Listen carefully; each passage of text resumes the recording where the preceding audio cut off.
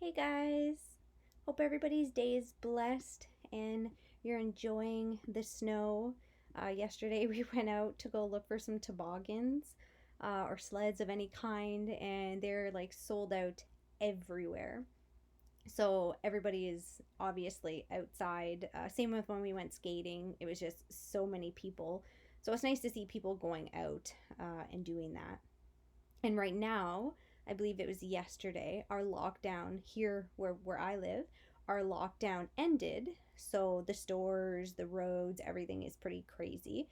Everybody's excited to go out and go shopping and go and live life and not be stuck in their house. So I'm sure if you're living near me, you're probably excited that freedom has come and you could leave your house and be around people a little more than what was allowed before. So, today I wanted to talk about designed with a purpose or believing a false identity of who you are. And I know I've talked about this and similar stuff to this in the past videos that I have made, but I think it's not talked about enough. I think it's really important that we really know who we are. We really know what our purpose is. Because if we don't know those things, then we live a really shaky, messed up life. So, really important that we know who we are. So, I just really wanted to encourage everybody in who you are, in how we should be viewing ourselves. And I just want to give you a little heads up. If you do see my cats walking behind me on my pillow, it is because my one cat loves to go on my pillow and he loves to go like on my shoulder. So if you see him do that, don't mind. It's just my cat. Both my cats are here right now. They seem to like to follow me around the house. Um, I'm their person. So both of them, especially my Siamese, she is like obsessed with me. She'll walk around the house crying and screaming, especially at bedtime. If I'm not going to bed at bedtime, she's usually meowing and going around the house, like making a big dramatic scene. So if you do hear her or you do see them coming around me, it's my cats. So hopefully you don't mind. As well, when I've made other videos, I don't know what happened, but I think my cat was clicking things on my computer and he shut something down. So if you ever see that as well, like my cat just coming in front of me, it's not my video freezing, it's just my cat. So don't mind. So, anyways, identity. You know, who are we? Who do you think you are? Are you um, do you know, before I talk about who we are, or how we think or who we think we are from obscured positions of lies, other people. But first, just, I want to let everybody know that we were not designed for others. We were not designed and created for ourselves. We were created and designed for God and only God. Uh, and then in that position, in that identity, we can be all we can be for others from that position.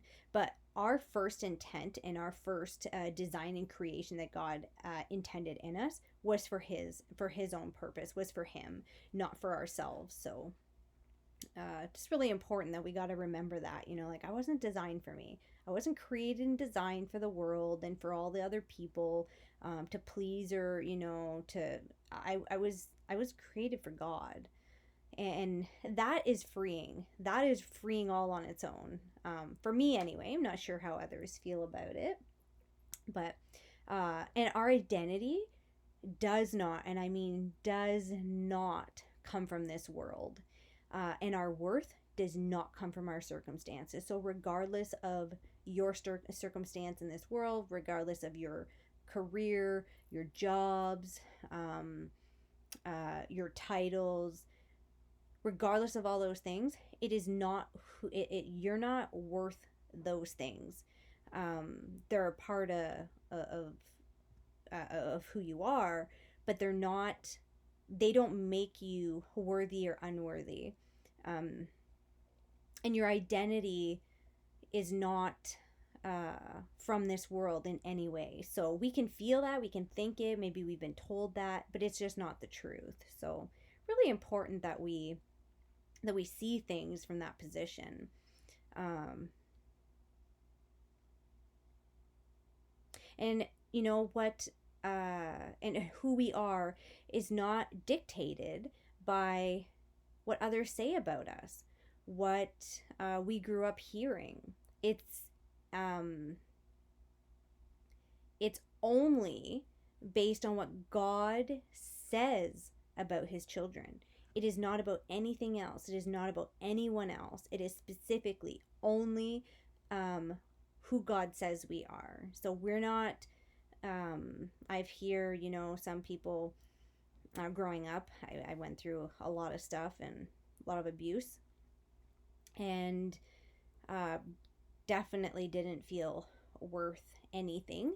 And I was told that a lot.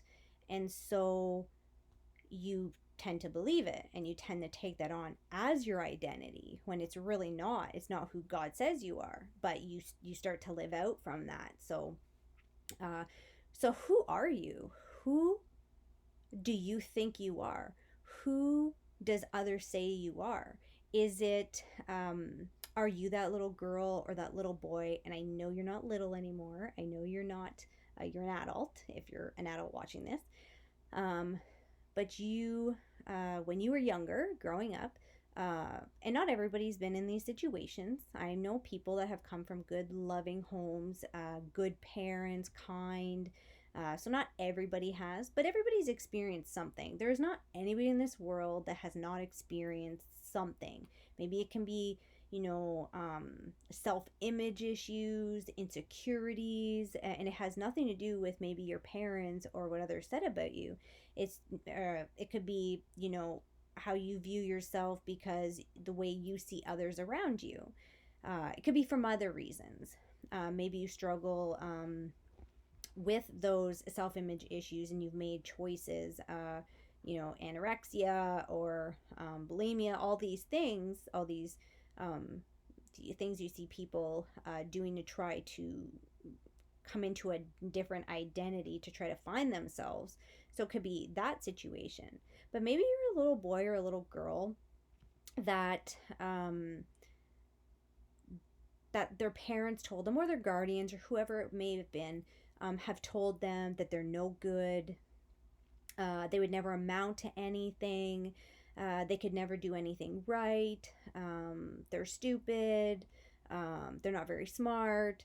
Whatever it may be that you've experienced growing up. Maybe you lived in poverty. Maybe you didn't have much at all. Maybe you struggled with parents with addiction. There's so many situations, but we take that on as if it's our identity. We start to believe it is as if it's us. It's for us. It's who we are because we've been told so much. Like I said, growing up with how I did, I took on an identity that was so fake. It was such a lie, but I took it on because it was all I've ever been told my entire life, that you start to really believe it and you live from that identity.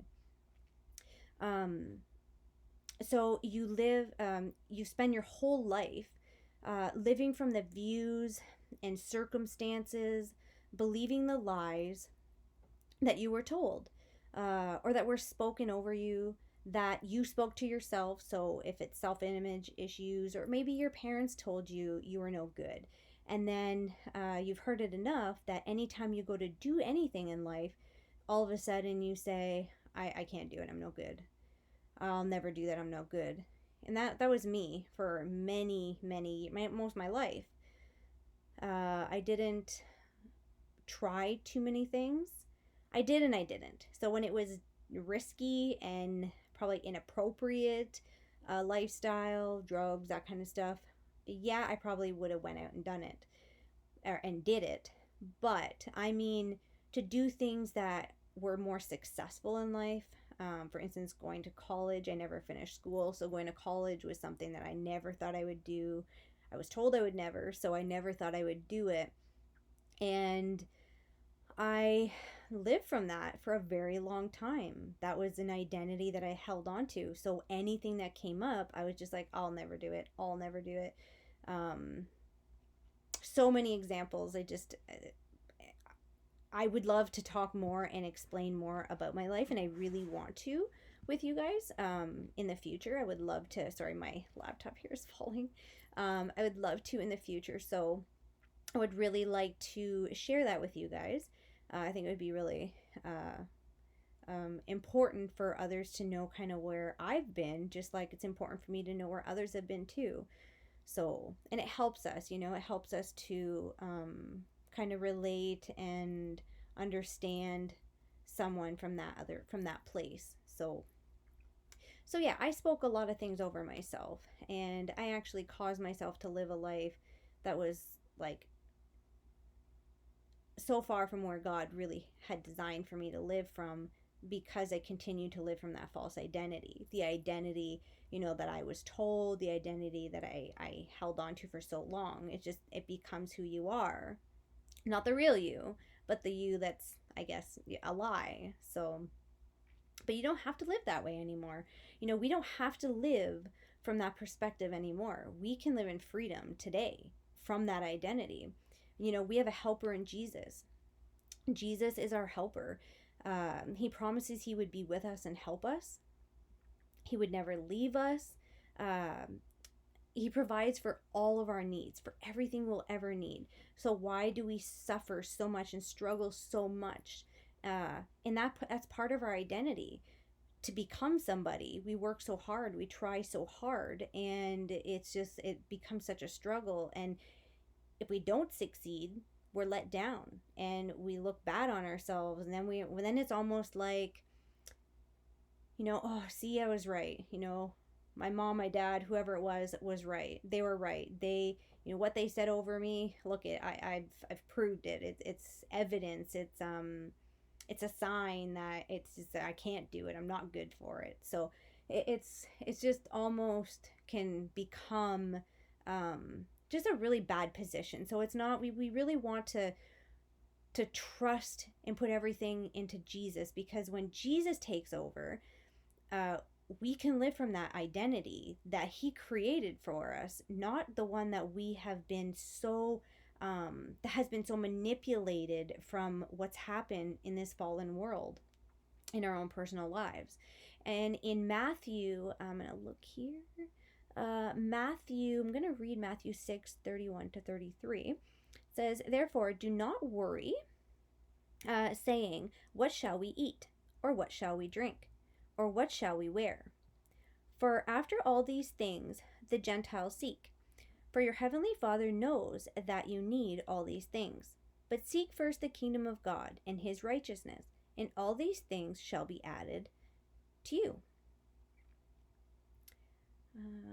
And then also to Genesis. So, he is a helper.